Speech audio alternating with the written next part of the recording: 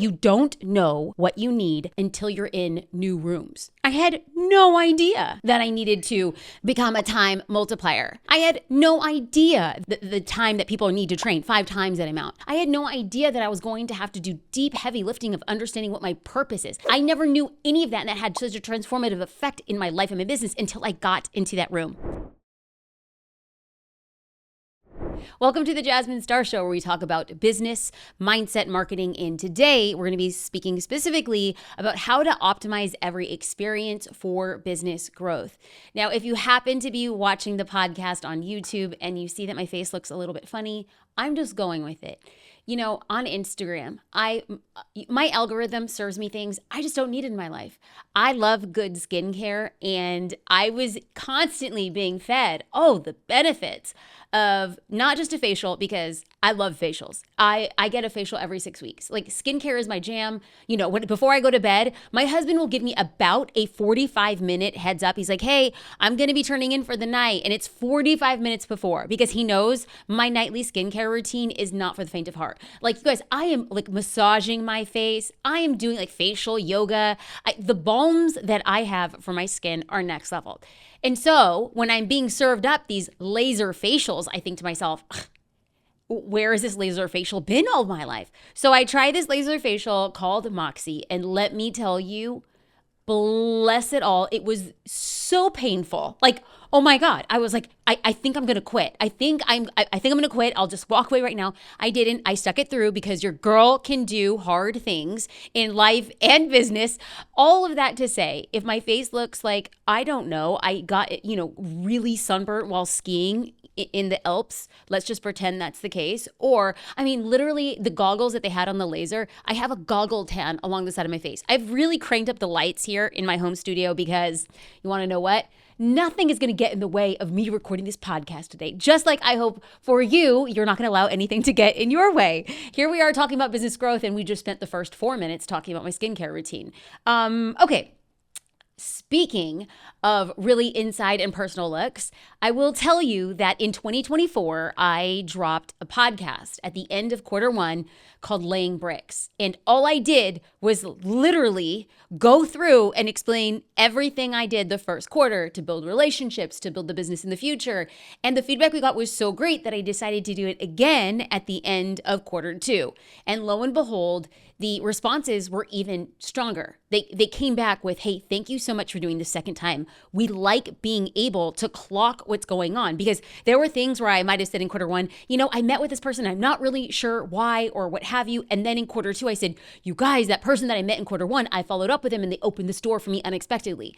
And one of the things that when people were sending me DMs on LinkedIn or Instagram, and I'm responding and they say, thank you so much, I actually got a little bit nervous, but I asked the question I really wanted to know. Because to me, Laying Bricks episode, it just felt like I'm just regurgitating the history of my work life. Whereas other podcast episodes, the team and I, we spend a ton of time, hours, preparing for our framework style episodes. And while we do get a lot of great feedback and, people will share them on social media, thank you so much for that. That is the way this podcast grows. We by far get the most feedback from a show that I'm literally like just cataloging the history of what I did. And so it's beguiling to me. It's hard for me to see what makes it so special. So I started asking people, thank you so much for the feedback. What specifically did you like about it? I am literally trying to understand, because if I understand what people like, well, then I can go and create more episodes like that. So a couple things that people had said. And what we're going to do first is we're going to link in the show notes back to Q1 and Q2 Laying Bricks. If you haven't checked those podcasts out, I think you're very much going to enjoy them. Most people were saying I had the opportunity to sink my teeth into what it means to run a business at that level. And so I'm literally writing down quotes. I learned what I could do differently in my approach.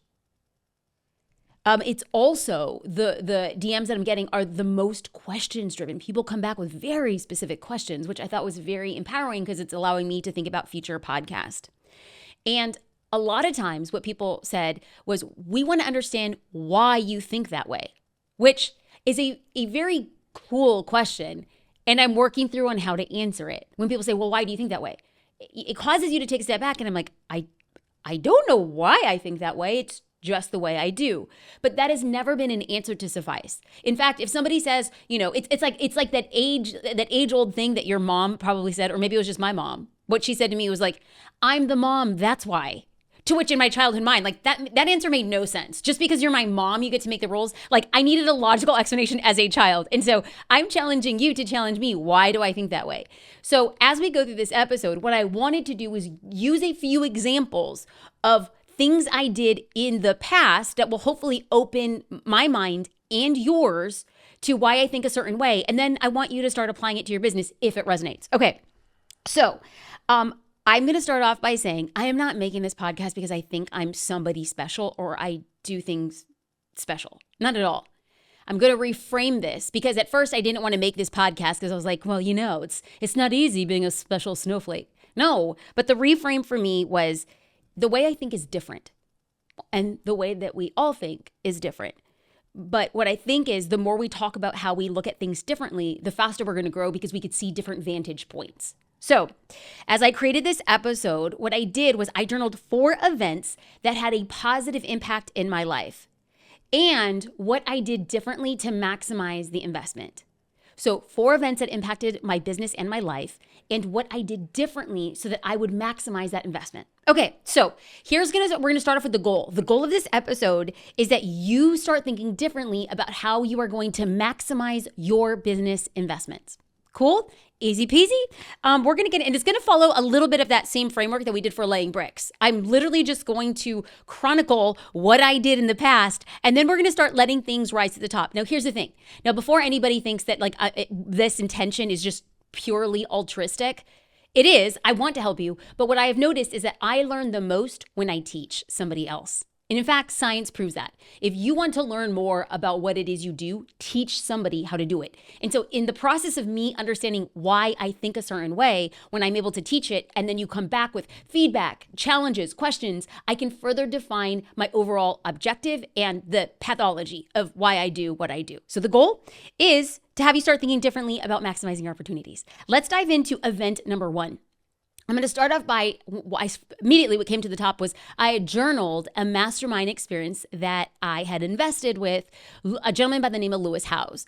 Now, currently, Lewis has one of the biggest and multiple podcasts around the world. He has a massive YouTube channel, massive podcast, and what he does now purely is the podcast. Now, when I joined his mastermind a few years ago, he had a few arms of his business. One of them was helping and empowering entrepreneurs, and so I joined his mastermind. Now, when I was there, Lewis, I believe, to the best of my recollection, hosted 3 live events a year over 12 months. And the first event I went to, it was in Santa Monica, and a gentleman by the name of Rory Vaden. I didn't know who Rory Vaden was. A gentleman by the name of Rory Vaden came in and for about an hour and a half broke it down. He actually, in addition to breaking down concepts, he broke my framework of reality. He broke the way that I saw things. And I have to tell you again and again, a mastermind is best suited to break your frame of reality. A mastermind is not good at telling you what to do. It's not the best at giving you a step-by-step didactic framework, not at all. It's the best at breaking your framework, and then you have to go and figure out how to put it all together. So Rory came in and he broke down 3 main concepts that really blew my mind. He became a time multiplier. He actually has a viral TED Talk around time multiplication. He started studying what made very productive people wildly productive. And so that was very interesting. And he was sharing insights in that. And so I started thinking to myself, where can I multiply my time? Literally in about 20 minutes, those first 20 minutes, I started thinking to myself, I can multiply my time here. I can get more done by doing this. Then he also broke down the 5X rule for hiring. And so at this time in my career, it's 2017, 2018, and we're really starting to build out our team.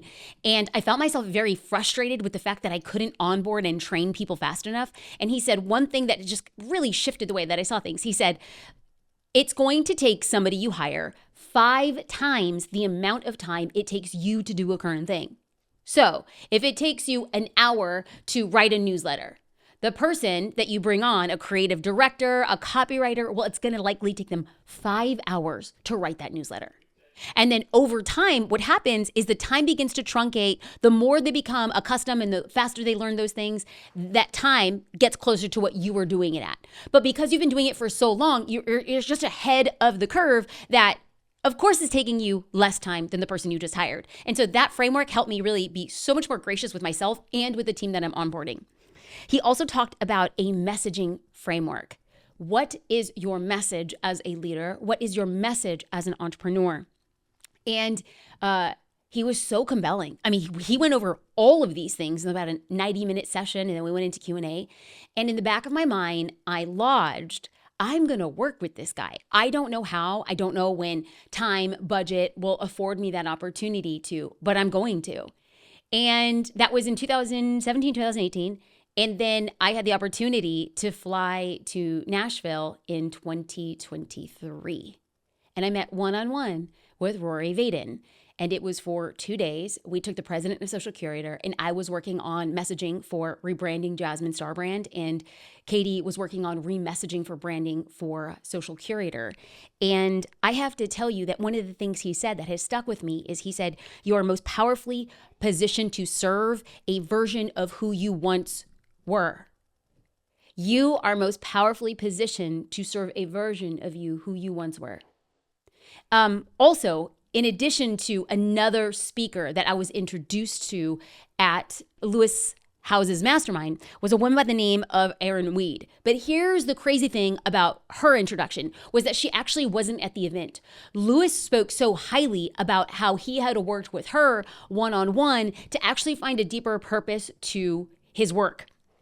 And Erin, I come to find out, was her big question is, what is the purpose of what it is you do?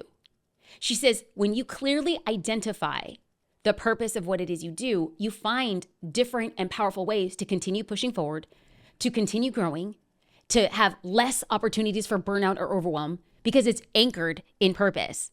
And so what she had then walked Lewis through, and this is Lewis talking to us about this experience, is how his purpose is related directly to his brand. And I thought to myself, I don't know how and I don't know when, but I am going to work with this woman. So her reputation preceded her, and I ended up in 2018 or 2019, I booked a one-on-one session with her. I flew to Boulder, and I worked with her on a deep dive. She calls it a dig.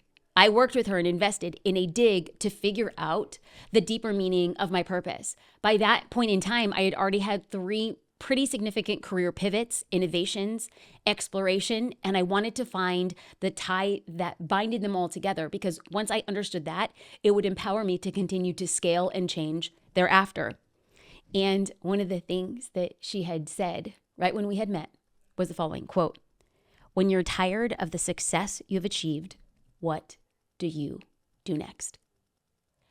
I can't explain to you that in 2019, for all intents and purposes, I couldn't even dream of the level of success that JD and I had achieved. Now, to some people who are watching or listening to the podcast, what we've done is just like, oh, that's guppy play. Like, go and play in that little pond, oh, there, guppy. Out here where the sharks dwell, the ocean is a very different game. Fine.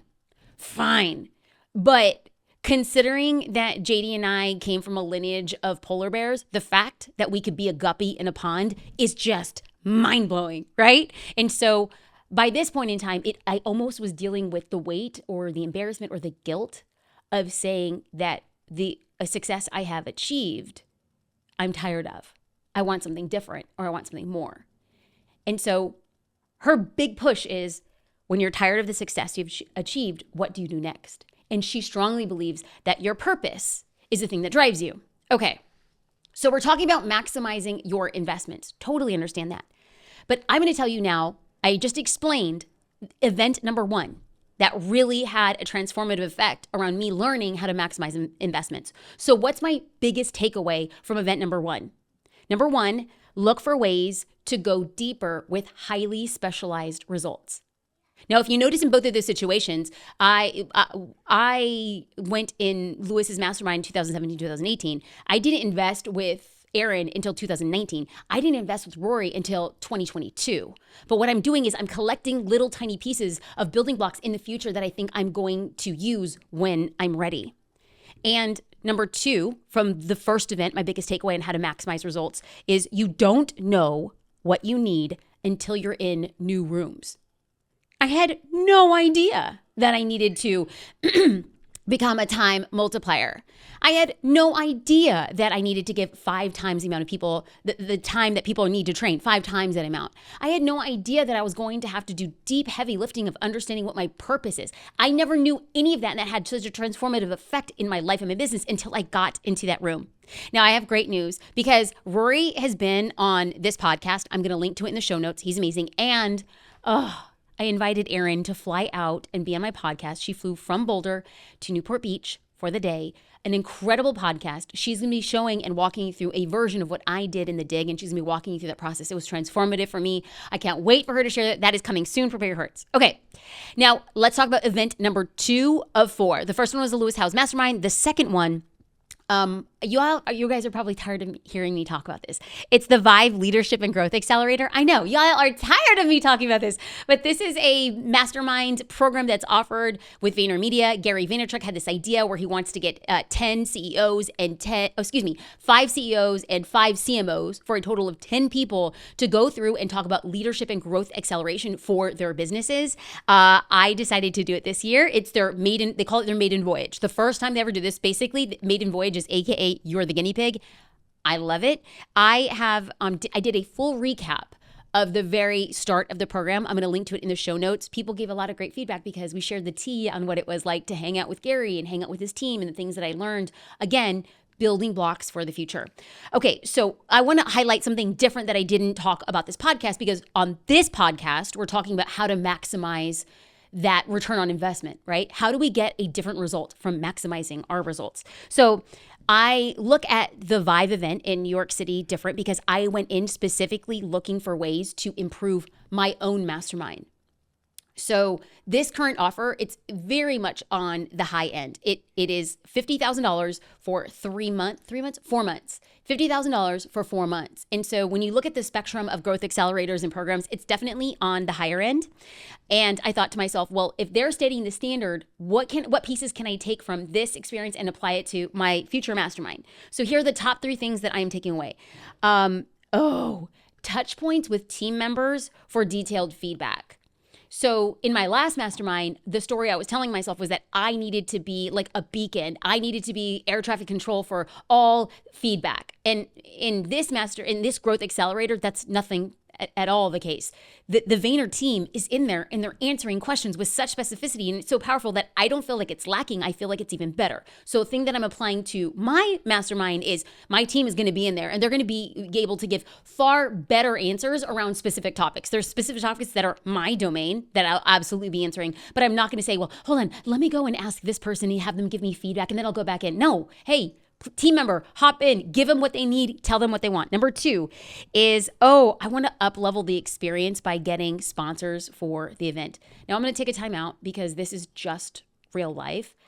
I am recording this podcast in my home office. There are days where I have designated podcast recording days and I bring in the videographer, but I realized at the rate at which I am traveling and life is moving so fast, I'm just recording this podcast on video in my home office. It is what it is. And what you'll hear in the background is my daughter. She is either singing and or yelling or maybe perhaps sharing the Gettysburg Address in Spanish. I have no idea, but she is on one. And so I know that she's probably in the background, and I'm not going to get up from my desk and shut the doors. I'm just going to keep on moving forward with it. Again, this podcast has never been about perfection. This podcast is about progress. And one day I'm going to be missing the sounds of her voice as I create the podcast. So we're just going to run with it. If her voice or my husband's voice is very annoying, we're just going to roll right through it. I'm going to try to see if I can talk louder and faster. So the first point of what I'm going to do to implement the things that I have learned to maximize this experience was, number 1, to touch points with team members so that I'm not air traffic control. Number 2, up-leveling the experience with sponsors of the event. Y'all, we ate great food. We drank great wine. We had great facilitations. And it was because sponsors came in to facilitate meals and just up-level the whole experience. And I never thought to myself that I would be able to find a sponsor to sponsor a small group of 7-figure entrepreneurs. But boy, was I wrong. I got some good stuff coming. Okay, number 3, mindset. In my last mastermind, it was very focused on marketing. It was very focused on a very specific way to market your business and those strategies. And while my next mastermind will absolutely be benchmarked with go-to-market strategies and facilitation and how do we innovate, how do we stay ahead of the curve, yes, we'll talk about all of that. And we will also talk about building a brand. And we're also going to be talking about systems and scaling. Yes, yes, and yes. But what I don't think I really allowed myself to step into was the mindset component. At Vive, it was for all of programming, mindset took up the most amount of it. Here we are talking about a leadership and growth accelerator, like growth as in how are we going to grow your business in this 4 months together? And the most amount of programming at their in-person event was mindset. Now, we meet every single week, and the programming has a lot been more around AI and marketing and brand building, yes. But the in-person events, mindset. And I thought that's 100% what I'm going to be moving for in my in-person events.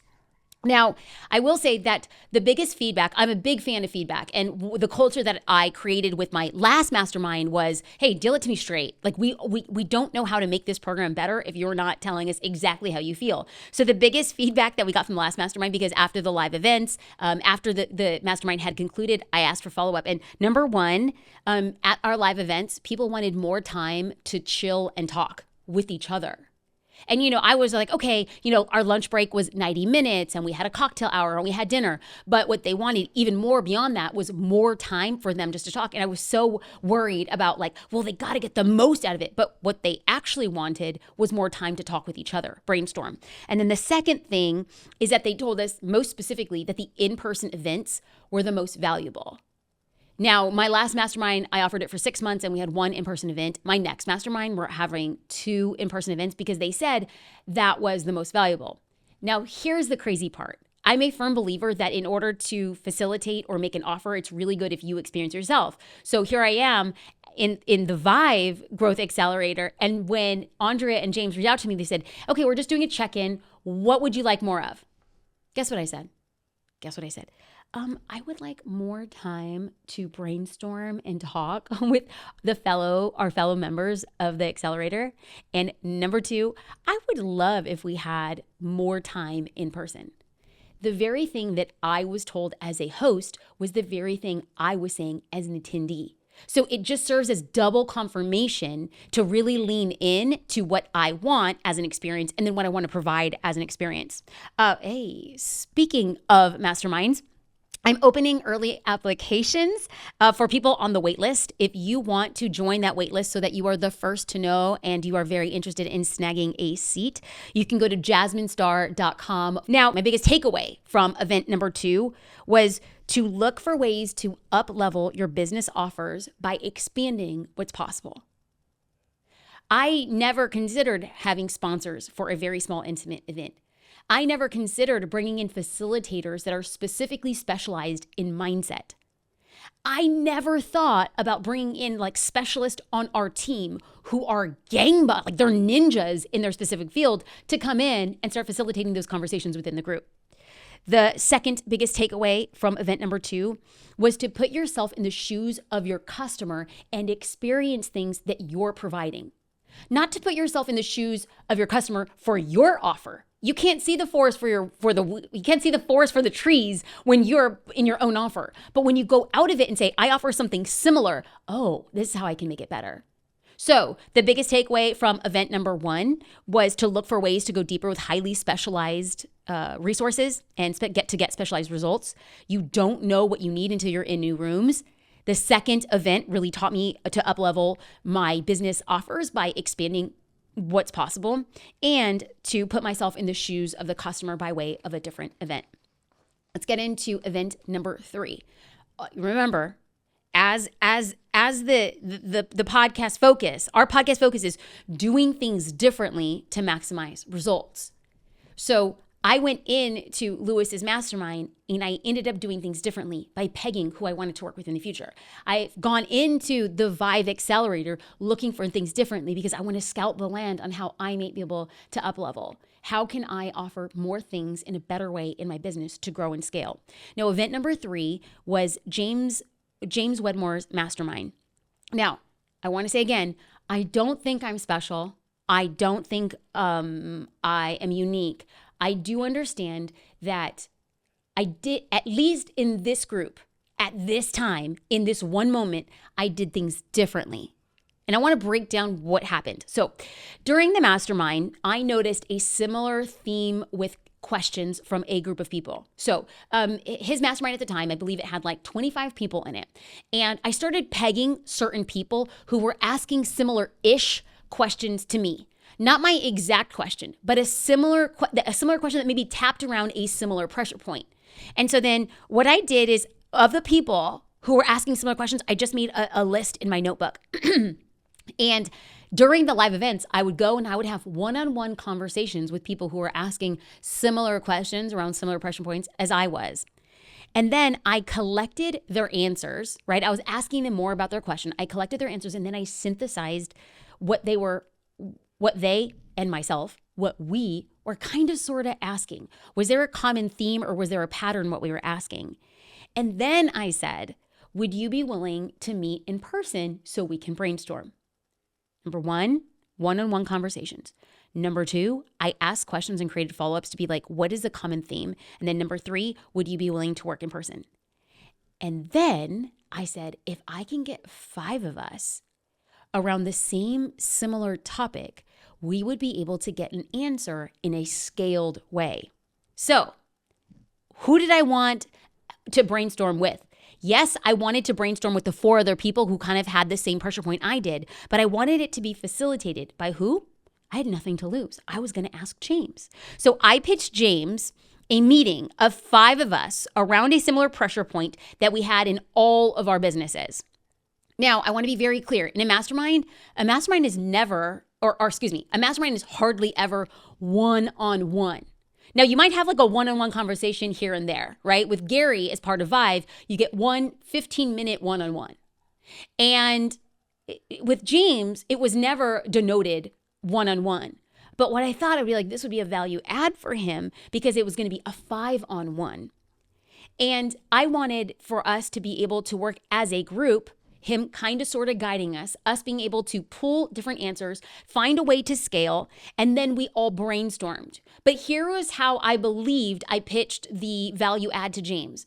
At the time in this mastermind, this was year 2 of his mastermind, he was creating different offers for people at different stages of their buying journey. Now, the questions that I was asking and the 4 other people in the mastermind they were asking, they were very early in our scaling journey. Like all of us at the time, we probably had businesses around 2 or 3 million, and we all were experiencing the same pressure points. And so I said, hey guys, the 5 of us will get together. So 1 person flew from San Francisco, 2 people came up from Santa Barbara, and then 1 person came from San Diego. I'm local to Laguna Beach. And so we all got together. We brainstormed for about 3 hours. He guided the conversations. Now, we didn't get answers. We just got information in a scaled way. We went out to lunch. We all went in our own way. And then the 5 of us would just casually like check in, like, hey, how's it going? What did you see? Oh, I did this. Oh, what about this? This is a way to get better. And so the biggest takeaway for me of me doing things differently was, number 1, to be a connector. How might you and how might I connect disparate dots in a group? Number 2, to be a synthesizer. What are people saying? We're not all exactly saying the same thing, but is there a way for us to get pieces and draw correlations to find a pattern that would be able to suit and empower us? And then to try to find a scaled win for everybody involved. Like, I'm a huge fan of a win-win-win. So, event number 4 is, and I know if you're still with me, why do I feel like when I'm recording these podcasts, I'm like, you're probably thoroughly bored of me right now. That's the story I'm telling myself. And you want to know what? Let's think. If you are bored, you're probably not even at this point in the conversation. And if you're not bored, then you're my people. Welcome to the crazy house that we call fun. Event number 4. This was a program that I invested in 2020 called SAS Academy. So what is SAS Academy? SAS Academy is literally an academy teaching you how to build a SaaS company. Now, their product suite starts off with a course. So it's a course on, if you're starting from scratch, how to build a sales company. And then it goes into like a group education. I wouldn't even say it's like group coaching. It's like a group education offer. And then their highest tier is a SAS Academy mastermind. And so when I first found out about SAS Academy, they have like a very specific sales structure. And like when you're in the online space, you immediately start pegging, oh, this is the methodology for sales. Like, oh, I know where I'm being guided to. And so I filled out an information, like a questionnaire information form. And I was guided to set up a call with somebody who was going to pitch me on the course. I think the course was, I don't know, like a few $1,000s. And when I got on the call with him, he's like, okay, the course is this. So what are, you know the sales calls. So what are the things that are standing in your way from saying yes? And I'm like, I'm past the course. I don't need the course. I have a SaaS company. What I want to do is to get into the group education program. And he's like, well, I'm not sure. And I said, listen, I'm doing X million in my SaaS company now.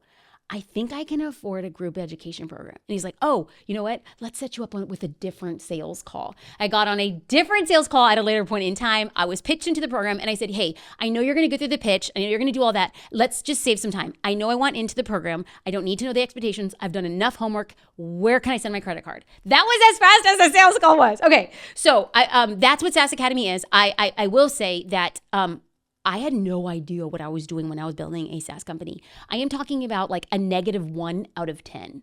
Well, who am I kidding? I'm talking about like a -3 out of 10. I knew nothing.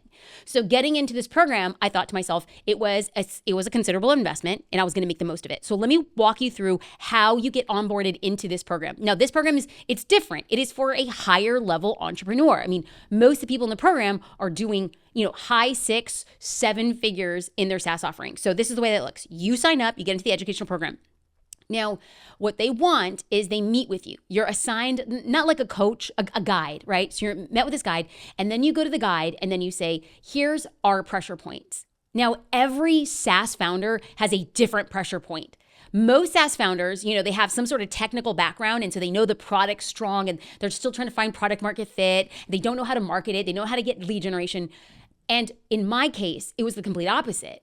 We knew how to get lead generation. We knew how to build a community. We were, quite honestly, what we were doing with marketing for social curator was unparalleled in the SaaS space. And I know that it sounds very like, oh, it was so great. No, I'm really going to tell you that we were marketing our SaaS offering the way that people market their digital products. And while it's not novel, doing it in this space absolutely freaking was. And that is what allowed us to really dominate social media planning and marketing for a very segmented amount of time. So we went in and we said, this is our pressure point. And then what your guide does is they say, here are 4 classes that we think are going to help you with this specific pressure point. It was literally a PDF. So I printed out this PDF. I printed out the PDF and they said, you're going to want to go to this class. And so I'm circling these classes. All of them have already been recorded. Okay, nothing of this is in real time. And then after you have completed, and then you mark in the program which classes you've been doing. After you've completed classes, you're then eligible to have, I think, to the best of my recollection, it was like a 20-minute one-on-one session with a specific coach around your pressure point. And then once a month, they had a live Q&A session where anybody can ask any questions. So that's the nature of the program. Cool, great. So I joined the program, myself and our COO. We had tasks for these classes. We had a task in Sauna to watch the classes. We had task in Sauna for the homework that we were going to do from these classes. We had tasks in Sauna because we had a weekly meeting to review what we had learned, to review our homework if we felt the same way, if we were progressing at the same rate. And then we had a Sauna task for action items to do after the homework had been deployed. So this was us actually saying, okay, the action is going to be, well, we need to put it on the product roadmap. We need to get buy-in from our PM. We need to actually say, where does it fit? Because when you're building tech, you have like product improvements, you have, user experience improvements, you have to clean up your code base, there's tech debt, and you kind of just have to say, like, which one are we going to weigh the most here? Like, which one's the most important? And at the time, I was sitting as head of product, and so it was my job to really work with our product manager and say, what are we doing here? Like, how quickly can we add these things? All of this is happening during 2020 when I have a newborn, the world is shut down, I am living and working in a tiny little apartment, and I feel for all intents and purposes, that I am drowning in the Atlantic Ocean in the freezing cold month of November. I'm just going to put that out there. I'm painting the scene for you here. Okay, so as we were going through this, when you completed your classes and the homework, and if you decided to opt in to have a one-on-one meeting with a coach, you then go back to your guide and say, hey, I've done the work. Now I'm ready for my next 4 classes. And then they say, okay, are we still having the same pressure point? Has that been alleviated? Do you want to focus on something else? And if we say, no, we still have the same pressure point, then this person, it was a she said, great, I'm going to give you these 4 classes to move forward with next. And we're like, great. Now, probably around the 9-month mark, we started getting direct feedback from people within the program saying that what we were doing, Jade and I, my COO, what we were doing was different. And I was like, oh, what are we doing? What are we doing that's different? What I only know now that I didn't know then is that we had systemized our education. We didn't go into a program and say, okay, well, I'm going to do a program, and then when I get time. What happens most often is that on the totem pole of importance, like whatever's burning in your company, you got to put out that fire. And if it is not systematized into your workflow, you're probably not going to deploy on the education. And we were very serious about getting educated on how to build out our program. So we systemized education. The second thing that we did that was different from a lot of people in the program, this is just what we were told. I'm not trying to toot our own horn. Toot, toot. We systematized our action items by putting them directly on our tech roadmap. We didn't say like, oh, okay, well, here's the thing we need to do. It was, here's the thing we need to do. It's on our roadmap. We're itemizing it. Even if it's not like, 8 months to deployment, it's here. And we're going to start moving this in direction because we were changing a membership into a SaaS platform. And the third thing was that we had systematized and optimized our one-on-one sessions with the coaches on the inside. We were not trying to have one-on-one coaching sessions because it was available to us. We said our way of showing up and optimizing the 20 minutes coaching session is by saying, this is our homework, this is our action items, what are we not seeing, how do we understand this better? We went in with very specific questions so we can get very specific answers. So the biggest takeaway from event number 4, after I spent some time journaling, because I'm trying to figure out why do I think differently and how can I be optimizing what I do for better results. The biggest takeaway from event number 4, it's that it is possible to create systems for results. I think that this is very different than saying I'm going to set a goal. That's different. The goal is, it's optimal, it's very hopeful, it's best case scenario. But with results, they're very measured metrics. Can we deploy this by this date? What do we need to do to deploy this by this date? How do we know that this feature was actually beneficial by this date? And so we systematized a way for us to get results. And I'm not going to say at all it was easy, but we realized that it was possible. And I think that alone really set us apart by the type of consumption and education we were getting on the inside of the program. And then number 2, by learning how to take a very streamlined approach to systematizing the success that we got from the program or found from the program or getting a positive ROI in a very short amount of time, was asking ourselves, oh, well, we got different results, or we were able to go through the content and go through the homework and go through the sessions at a much quicker pace than average. If we were able to do this, is there a way for us to, when people come into our programs, be facilitated in that same way? And what I've realized is that our team is very strong at systematizing consumption of education to ensure that they get a result. Now, we cannot control somebody actually going and deploying on it. We can't. But we can tell you, do you want to finish this program in 90 days? Do you want to finish this program in 120 days? We've just mapped out everything you need to do, including makeup weeks, including a time for every single assignment. What the systems that we built to consume the education is what we've built into our programs. So for instance, in a course that we offer, Your Biggest Launch Ever, no, it is not a pitch because it's currently not open right now. But when we offered that program, we said, would you like to launch in 90 days? If so, we're going to need 20 minutes on this day, 45 minutes on this day, 2 hours on this day. We literally itemized everything because we know we can create a system to get results. And so as we're talking about these things, this was just an extension of me trying my best to create content that, number 1, serves you and empowers you.